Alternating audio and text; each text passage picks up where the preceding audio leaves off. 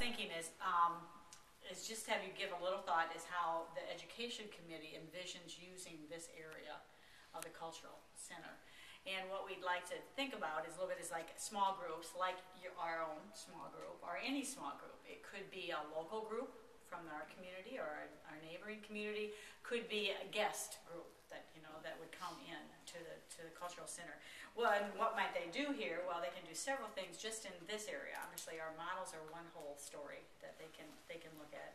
But a couple things, obviously, and we've done this already. Watch a DVD or play a CD. Or a presentation, or some kind of demonstration on something could happen with any small group in the area here. Somebody maybe took a trip and they want to show it to a small group. They could come here because we're culturally involving other countries. So they could come here and show their photos of their trip that they had taken. And of course, Miller training sessions, which I think many of you have had in here, and we have videos of that Terry has made for us, so we could do our training sessions right here rather than over at the windmill. As far as individuals, then, think a little bit of how the committee envisions using this as individuals. They, on a daily basis, not an organized kind of thing at all, but just on a daily basis. Adults, we hope, will feel welcome to come in here and go to the computer and maybe do some research, either on a country, a culture, or on windmills itself. And to help them with that, we're going to have a list of possible websites they can go to, either under our favorites or under our actual listings, so that they know where they can find information easily about windmills or about any of our 10 countries, so that they can easily do research here. And we will provide them the ability to we'll have a printer, so if they want to print something out, if still the hard copy people, like most of us are, if they want to print something out, we'll just charge them like $0.25 and they can print something out, so if they want to take it with them. They might read a book, because we're hoping, and I didn't bring copies for everyone, but I did bring the original sketch. What has to be added in this room is quite a bit. What we designed, or we had help with this, we designed bookshelves that will go on this whole north wall. And then underneath the bookshelf are window seats, which would be about 26 inches out, so a nice broad seat. With storage underneath, and then we'll be using the storage underneath for our materials, but it's a nice seating area to come in, so there's extra seating and all the shelving. Now the shelving is only going to go as high as the flag length here, so it's easy accessible reach. It's not like something way up there, you got to get a ladder to reach. So it'll be this whole wall, and then there'll be seating on that short wall here. And then of course the maps need to go up, the maps of Western Europe, and then the whole world map will go up here also. So those are some things added. So they might read a book off the shelf. We hope to have books of different countries and cultures, and about windmills, of course, and wind energy and products on the shelf, so they could read a book. They could study one of the maps, and we'll have other maps available about where things are and in location to each other. They can look on the internet. They could have a discussion, or just conversation. It's not going to be quiet like a library. I mean, you can have a discussion and talk about things with whoever else is here. They might listen to music from another country. They might actually, we're hoping that they would, start learning maybe another language. We could have some accessible things that they could be learning, partially learning another language here. Children in this area, and that's what the Education Committee really is working at too, is looking at the children and how they might utilize this area. We hope to have more than just books. We would like to have puzzles and games and toys, not just any old toy, but toys that have to do with windmills or have to do with the culture of a certain country. And the puzzle would be like from another country, or maybe a map that they could put together. So the activities will still be centered around something that has to do with windmills or about the 10 cultures.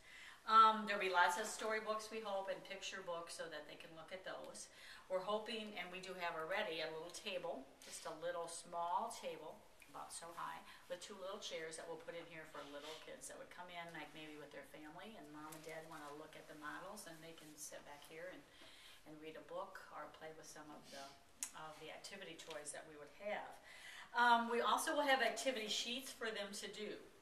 So maybe like a cross puzzle or some search and finds or a coloring page. And right behind Connie, if she would move just a little bit, is a rack that we'll put all the activity sheets in, so it's very accessible, so they can come in and they can grab a sheet, sit down at their little table, or use the window seat, you know, as their work area, and work on that. Now it's just to be colored pencils, because this was the part that kind of some people freaked out, like you're going to give them markers and in this new building.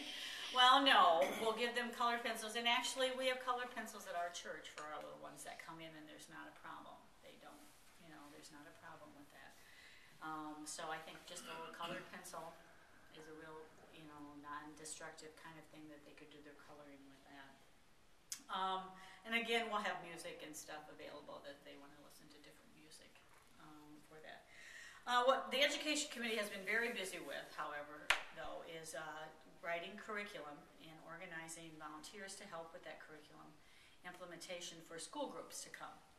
Now, you've dealt with school groups over at the windmill that we had them come, and then like one of the volunteers would give them some information in the lower level, and then they would come up for us.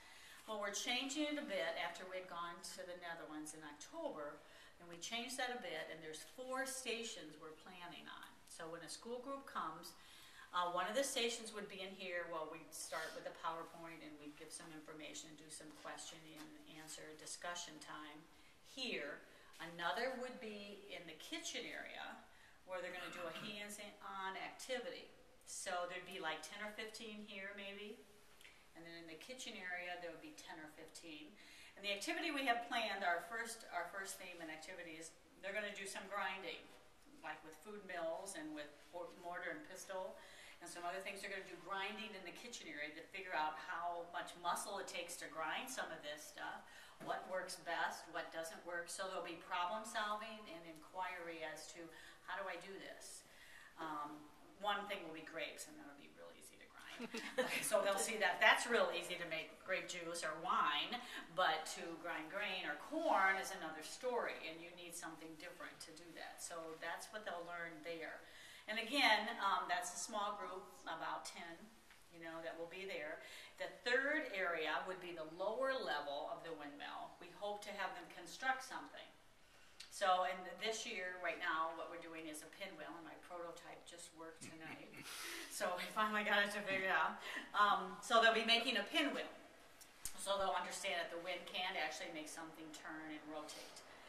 So they'll make the pinwheel down there. And then the 4th level, of course, is going up to you guys, like we've always done. So you'll have them another 15 minutes or so.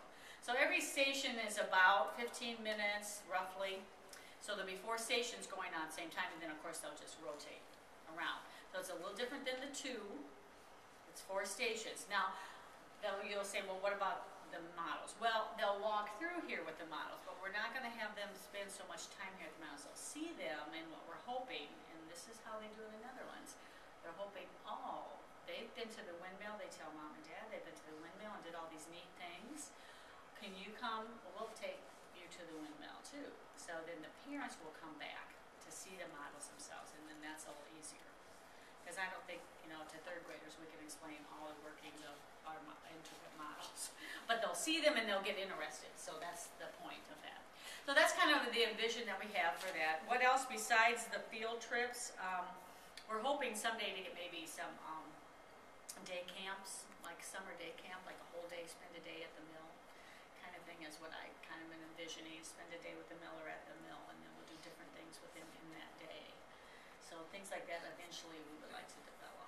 But that's our vision, and it's a very hands-on vision. We don't want them to feel that, you know, they can't touch anything or anything in here.